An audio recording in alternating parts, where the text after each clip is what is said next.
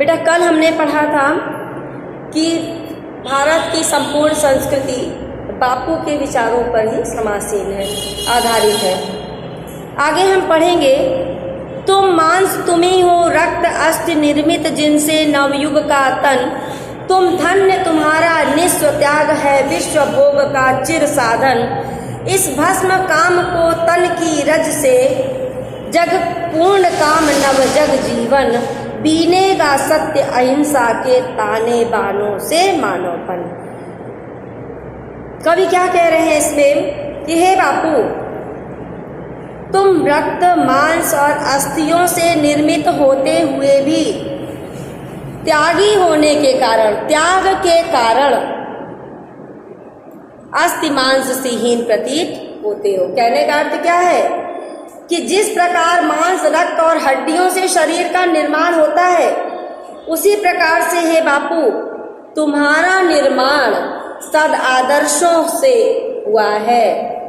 और क्या कह रहे हैं, जिनसे निर्मित नवयुग का तन, और तुम्हारे इन्हीं सच्चे आदर्शों से नए युग का शरीर निर्मित होगा।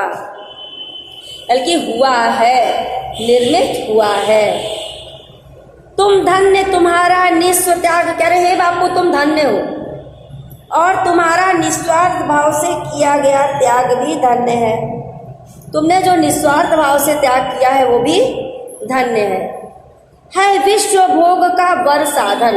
कह रहे ये संपूर्ण संसार भोग का साधन है। लोग यहाँ पे क्या करते, भोग करने के लिए आते हैं, लेकिन तुम यहाँ पे क्या करने आए हो, संपूर्ण कामनाओं को त्याग कर, उस पे अपनी जो कामनाओं को त्याग कर रहे हो, उससे भारत को स्वतंत्र कराकर भारतवासियों को स्वतंत्रता प्रदान कराने आए हो।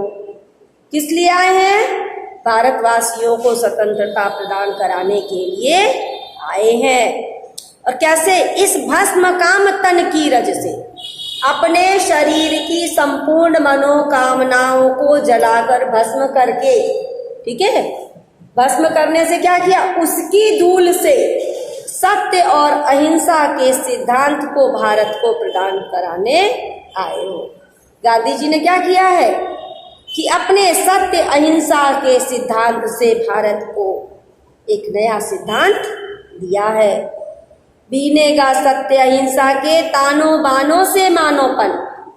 कवि क्या कह रहे हैं कि जिस प्रकार से ताने और बाने रूपी दो सुंदर धागों से वस्त्र का निर्माण होता है, उसी प्रकार तुम्हारे सत्य और अहिंसा रूपी ताने बाने से इस नए युग का निर्माण होगा। मानव जीवन सुखी और समृद्ध बन सकेगा। सुख भोग खोजने आते सब, सुख भोग खोजने आते सब। इस संसार में जो भी व्यक्ति आते हैं वो क्या करते हैं, सुख खोजने के लिए आते हैं। सब सुख चाहते हैं, केवल कि संसार में आए तो हमें सुख ही प्राप्त हो। आए तुम करने सत्य खोज, किंतु हे बापू तुम किस लिए आए हो, तुम इस संसार में सत्य की खोज करने के लिए आए हो। तुमने इस संसार में आके क्या किया, सत्य की खोज की। जग की मिट्टी के पुतले जल, मानव क्या है, मिट्टी से बना हुआ एक पुतला मात्र है, ठीक है, क्या है, मानव मिट्टी से बना हुआ पुतला है। परंतु आपके उस मिट्टी से निर्मित शरीर से, ठीक है, उस निर्मित शरीर में सत्य आत्मा निवास करती है। तुम आत्मा के मन के मनोज, आपके इस हड्डी रक्त मांस रूपी मिट्टी से निर्मित शरीर में क्या निवास करता है, सत्य आत्मा निवास करती थी। अब कह रहे मन के मनोज, मन के मनोज माने मन में खिलने वाले कमल के समान, मन के प्रसन्नता के समान। आप मन को प्रसन्न करने वाले कमल के समान थे। जड़ता हिंसा स्पर्धा में भर चेतना, अहिंसा नम्र ओज। जड़ता अज्ञानता, ठीक है, अकर्मण्यता, हिंसा लड़ाई झगड़ा मारपीट, प्रतिद्वंदिता, आपसी ईर्ष्या द्वेष, ठीक है। तो कह रहे हैं आपने लोगों के मन में मूर्खता, हिंसा, आपसी ईर्ष्या द्वेष आदि को दूर करके चेतना अहिंसा नम्र ओज उन्हें आलस्य रहित बनाना। ठीक है बेटा, उन्हें आलस्य से रहित बनाना, उनमें ज्ञान भरना, उनमें आध्यात्मिक शक्ति जो है जागृत करना, आत्मिक शक्ति जागृत करना, ये सारे कार्य आपने किए। पशुता का पंकज बना दिया तुमने मानवता का सरोज। हे बापू, आपने जो मनुष्य रूपी पशु थे, मनुष्य रूपी पशु कैसे हो गए कि मनुष्य के मन में जो हमारे अहिंसा नहीं, हिंसा कर रहे हैं, आपसी राग द्वेष रख रहे हैं, लड़ाई झगड़ा कर रहे हैं, जाति का भेद है, इस तरह का जो कीचड़ है उसमें जो कमल खिलता है, वैसे तो कमल कीचड़ में खिलता है कहा जाता है, तो कह रहे हैं कि तुमने मानव समाज में व्याप्त वर्ग भेद, जाति भेद, हिंसा आदि के कीचड़ में उत्पन्न कमल को सत्य अहिंसा त्याग रूपी मानवता रूपी स्वच्छ सरोवर में खिले हुए कमल के समान बना दिया। पशु बल की कारा से जग को दिखलाई आत्मा की विमुक्ति। हे बापू, आपने पशु बल, पशु के समान बल, ठीक है, पाश्विक शक्तियों से बंद कारागार से जग को, से इस संपूर्ण संसार को मुक्ति प्रदान कराई है।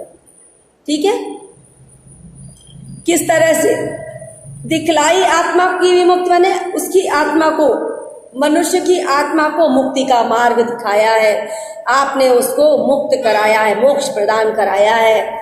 विद्वेष घृणा से लड़ने को सिखलाई दुर्जय प्रेम। हे बापू, आपने विद्वेष घृणा आदि बुराइयों से लड़ने के लिए प्रेम का उपाय समझाया है, लोगों को प्रेम का व्यवहार करने की प्रणाली बताई है। वर श्रम प्रसूति से की कृतार्थ। वर श्रम प्रसूति माने अपने विचारों को अपने कथन तक सीमित ना करके, कह रहे वर प्रसूति माने जन्म देना, परिश्रम से जन्म देना। तुमने विचार परिणीति उक्ति विश्वानुरुक्त है अनासक्त सर्वस्व त्याग को बना मुक्ति। हे बापू, आपने जो विचार थे उन्हें केवल कहा नहीं, केवल अपने तक सीमित नहीं रखा, बल्कि आपने क्या किया, उन्हें व्यावहारिक रूप में परिवर्तित करके दिखाया। इस प्रकार आपने विचारों के अनुरूप व्यवहार एवं कार्य के संबंध में कहे जाने वाले कथनों को अपने श्रेष्ठ कर्म के माध्यम से कृतार्थ किया, अर्थात उनको लोगों को करने के लिए प्रेरित किया कि लोग, सभी लोग उनको जो है कार्य उसी प्रकार से करें जिस प्रकार से आप करते थे। संसार के प्रति प्रेम भाव रखने वाले तथा अनासक्ति रहित हे गांधी जी, आप सब कुछ त्याग कर मोक्ष को प्राप्त कराने वाले हैं। आपने मोक्ष को प्राप्त कराया है। तो बेटा यहाँ पर संस्कृत मिश्रित खड़ी बोली है, अलंकार रूपक, उत्प्रेक्षा, उपमा, मानवीकरण, पुनरुक्त, प्रकाश आदि अलंकार भी हैं। रस कहीं शांत है, कहीं वीर है, शब्द शक्ति लक्षणा है, गुण ओज है। और बेटा इसमें जो आपका व्याख्या पूछी गई है, मानवता का पंकज बना दिया तुमने मानवता का सरोज। ठीक है, पशुता का पंकज, सॉरी, तो पशुता का पंकज माने क्या है बेटा? अब इसकी व्याख्या आप लिख लीजिएगा कि बापू, कवि पंत जी कहते हैं, बापू आपने मानव समाज में व्याप्त वर्ग भेद, जाति भेद, हिंसा आदि में खिले हुए कमल को सत्य अहिंसा प्रेम त्याग रूप और मानवता रूपी स्वच्छ सरोवर में उत्पन्न कमल के समान बना दिया। ये तो रही आपकी व्याख्या।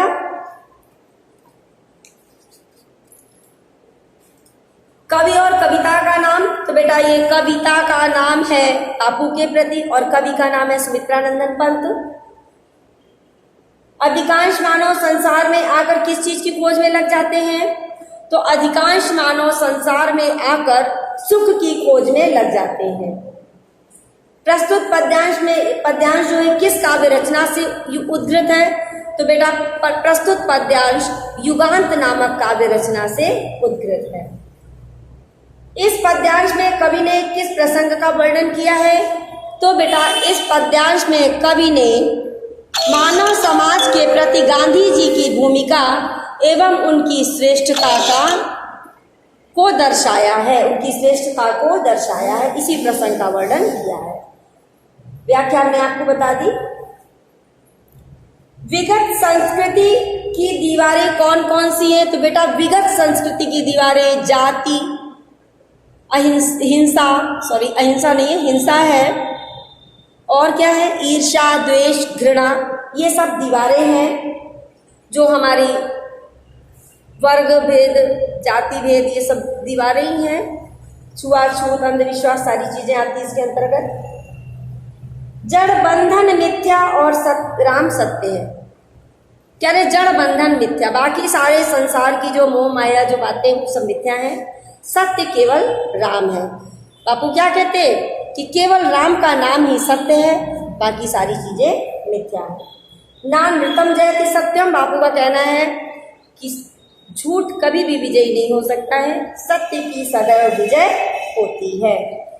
इसमें रेखांकित अंश दिया ही नहीं गया बेटा। कविता और शीर्षक का नाम, तो कविता का नाम बापू के प्रति है और शीर्षक का नाम है शीर्षक का नाम बापू के प्रति है और कवि का नाम है सुमित्रानंदन पाल।